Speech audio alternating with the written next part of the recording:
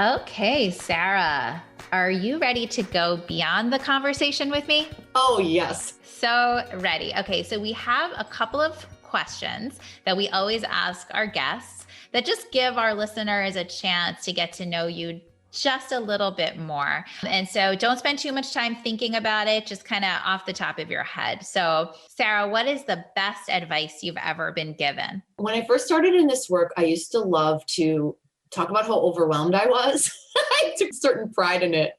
And my husband actually gave me some really good advice. He was like, the minute you say you're overwhelmed, like you've basically just thrown up your hands. It's like you've abdicated all responsibility and control of the situation. And that's totally unproductive. Stop saying it and just start knocking off things on your list. It's like, it's not a point of pride. Ditch it. And I did. Great. It's good advice. What is the hardest thing you've ever done?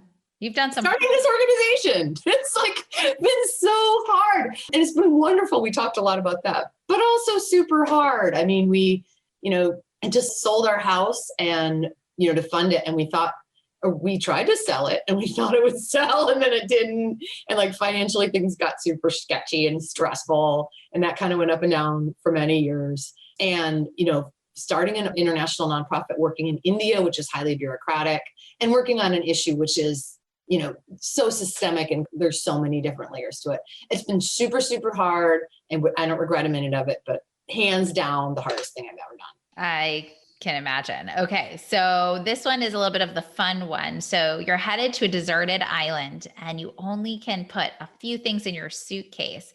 So I'm curious if you could bring one book, one food item, and one beauty or makeup item with you, what would be in that suitcase? Okay. So the book would be Viktor Frankl, Man's Search for Meaning, which he wrote, shortly after being freed from concentration camps. And it's all about how your reaction to events controls your life experience, not the events themselves. Love it. And food, chocolate, obviously. Is there any other option? And not dark chocolate, because that's like chocolate when you're trying to be healthy. I'm talking full on milk chocolate, 100%.